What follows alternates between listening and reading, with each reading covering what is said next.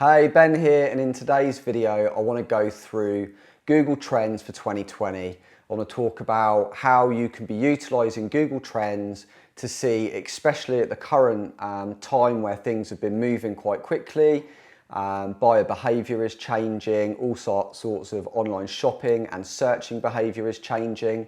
There's spikes with different industries, different products, related topics and things like that. So in today's video, I want to focus on what you can be looking at in Google Trends, which is available at trends.google.com. If you're not familiar with Google Trends, it kind of is what it says on the tin.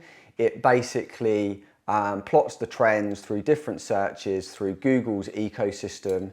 So YouTube, shopping, image searches, Google searches, and it kind of plots it all out so that you can check the different trends that are going along related to a certain subject, topic or product.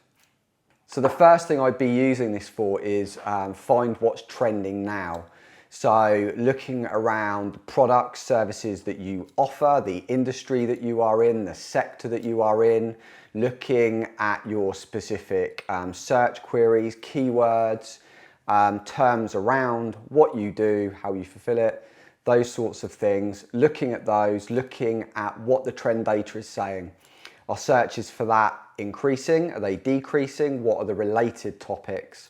So basically just using it to get a state of play on what's changing so that you know what you can capitalize on or what's dropping. You can take resource from that and put it into what you do that is trending at the moment.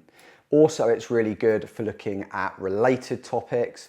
So this can give you ideas of, it might be that a certain product that you're selling or the way that you're advertising a certain product that seems to be dropping. You might see that a related topic, or people are looking for it in a different way, or looking for that same product but using it as a different application.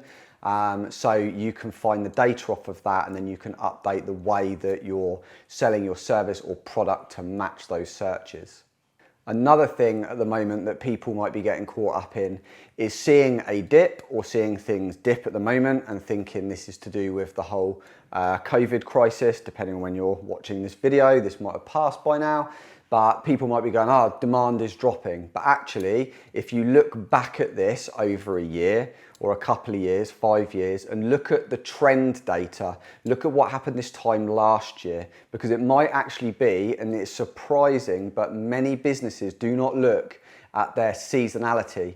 You know, these different peaks and troughs that happen around the same time every single year, but every year they get into a panic that things are dropping, they start making knee-jerk reactions and changes that they don't need to do. It's just seasonality, it's normal, and it shouldn't be a cause for concern. But Google Trends is really good for showing that seasonality, especially if you're trying to go to a board or budget holders, or you're trying to calm down people that are higher up in the business, not in the marketing teams. You know, you can use this trend data to say, look, I understand this is going on at the moment, but when we look at the trend compared to last year, we're at a similar place as we were. So I don't believe that this is related to this. It's more of a seasonal thing.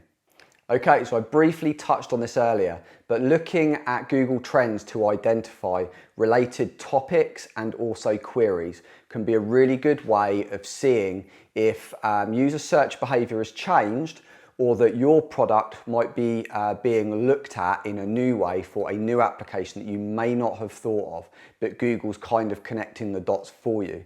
So it's really useful for that to run your queries through, your products, your searches, and just see whether they're being kind of searched for in a slightly different way, because it might be that you've got something that you typically use for this, someone's searching it for in a different way, that's spiking, you're finding more of like a trending topic that's increasing, it's rising, and you can then, by adapting the way that you market, or maybe creating a new campaign to market this product or service, but also in the slightly different way, you're able to capitalize on that new trending demand and thus increase sales that way. And again, I'm getting ahead of myself, but I touched on it again briefly, rising topics and trends. So we've kind of covered this before, but you know, a really good one to look at. Anything related to what you sell, how you sell it, services and products, look at what is rising, what's currently going up, what's currently going down, because it might be that you need to juggle resource or you need to move marketing budget around to push it into whatever is increasing and slightly not into what's decreasing, or vice versa, depending on, you really need to sell this as well. So it might be that you need to market harder because the market that you are marketing that to is shrinking. So it's going to cost a little bit more to kind of get in front of those people, or you just need to market harder to do so, but that will tell you. Okay, and the last bit of what I would use it to look for is drilling down in the categories. You can filter down in this. So like when you're doing these searches, and you can filter down based on the amount of time you want to look at it over, so more granular, like monthly level, or you want to look at it more as a trend, like yearly, or multiple years.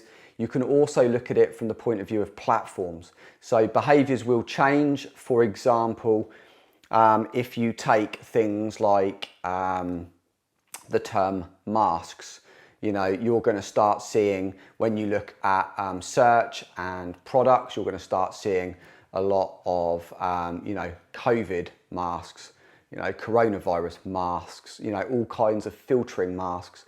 Whereas if you look at, say, YouTube, for example, and you just look at that section of data, there's things like mask memes, funny masks. The search behavior changes depending on the platform whose data you're interpreting. So it's something to be aware of, but depending on where you're trying to market these products, if you're typically marketing in kind of Google's search space, and you're not, say, doing video ads or trying to capitalize on YouTube marketing and things like that, if you were to capitalize on there, you just need to be a little bit more careful. You'd need to be looking at negative keywords, the topics and the interest you're kind of marketing into, and just being a bit more careful. You can't just take your search campaign and just chuck all of that into your video marketing campaign.